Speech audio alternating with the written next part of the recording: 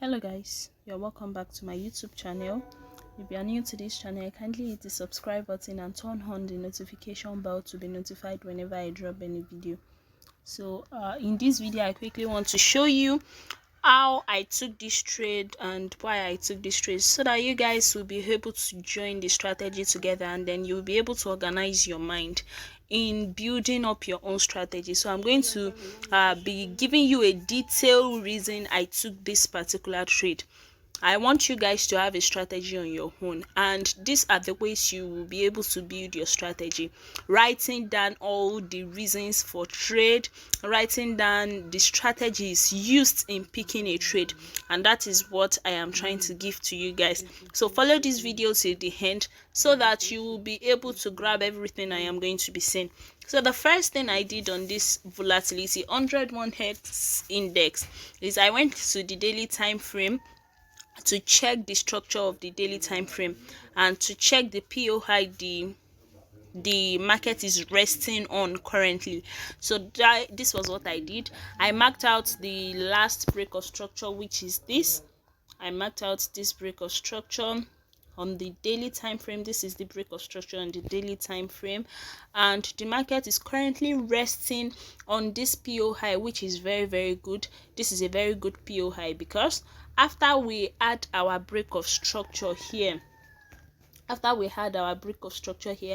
the lower time frame we had series of range structure, and market eventually came back into internal structure.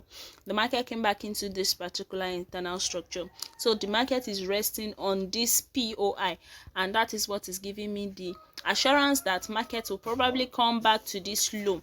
To take this low. So I went to the 4 hours time frame. And I marked out the break of structure on the 4 hours time frame. When market got to this POI on the daily time frame, here on the daily time frame, we had a break of structure. We had this break of structure to the downside. And after getting this break of structure, market came back to the internal structure here, just the way it did on that daily time frame. On this POI, the daily time frame is resting on. So that was exactly what the market did here. It came back into this internal structure, this particular internal structure. So I am going to be marking out this POI that this market is resting on. So when market came back to this area, we had the first break of structure. Market came back and this POI was very strong, so the market used it in coming back to the internal structure here before moving to the downside. So after we had this series of movement to the downside, my last break of structure before I took this trade was this low. This was my last break of structure before picking that trade. This was the last break of structure before I took that trade. After markets broke this particular structure to the downside, I went on my 1 hour time frame and I marked out this POI because this is a valid POI for me. This was the POI I was looking at. The market will come back into this particular POI to continue to the downside. But fortunately, the market did not get into my POI, but market did something for me. Market did not get into my POI, but it did something for me that made me enter this trade. Now I went on my 15 minutes time frame. When market did not get into that POI, I came back to this 15 minutes time frame and I noticed I had a break of structure here. There was a break of structure here at this low. Market is not supposed to take this low. If at all, we will continue to the upside to get to this POI. I am not expecting the market to take this low. Market took this low. Then I checked on this 15 minutes time frame why the market did not get into my POI.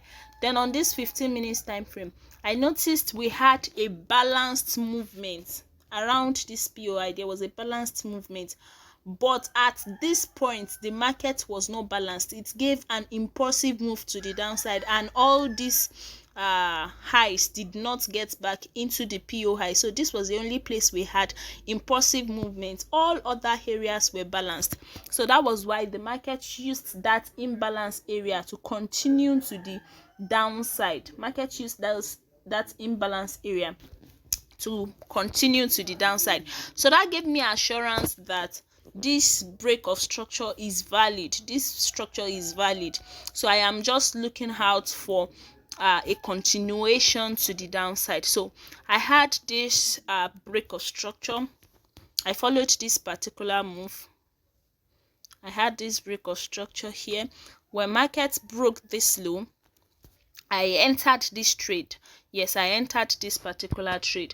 When market broke this low, I noticed the market did not break it impulsively. We had another movement to the upside. So I was expecting the market at this PO high. In fact, my PO high was on the 5 minutes time frame. I marked out my PO high on the 5 minutes time frame here, and the market sniped it. And eventually I took out my profit at this low.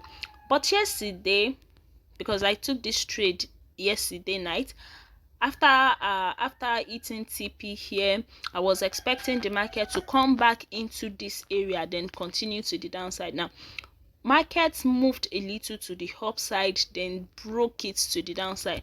So I marked out this break of structure. I marked this out as break of structure. This was a valid break of structure for me. This was a valid break of structure for me.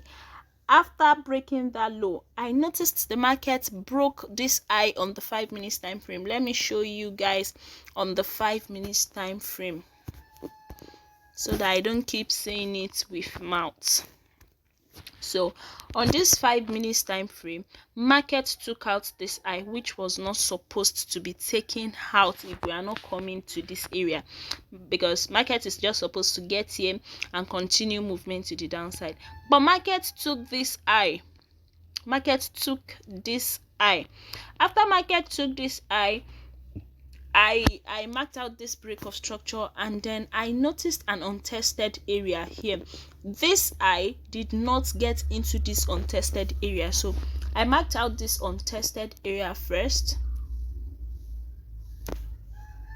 I marked out this untested area the market did not get into. Then I marked out this area, this particular high. I marked out this particular high, which was this area. So I'm going to be marking all of this together. So I marked out those two areas. So when market got back to this place, it is not enough for market not to test a point, but when it gives me a minor break of structure to continue to the downside, why not? I will have to join the movement. So when market came to this area, and it tested it, I had a first break of structure.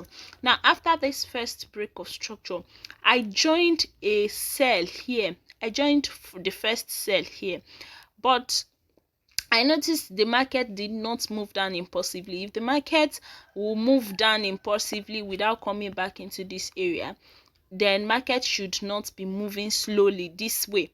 So I had to exit my trade. That was the first sell I got.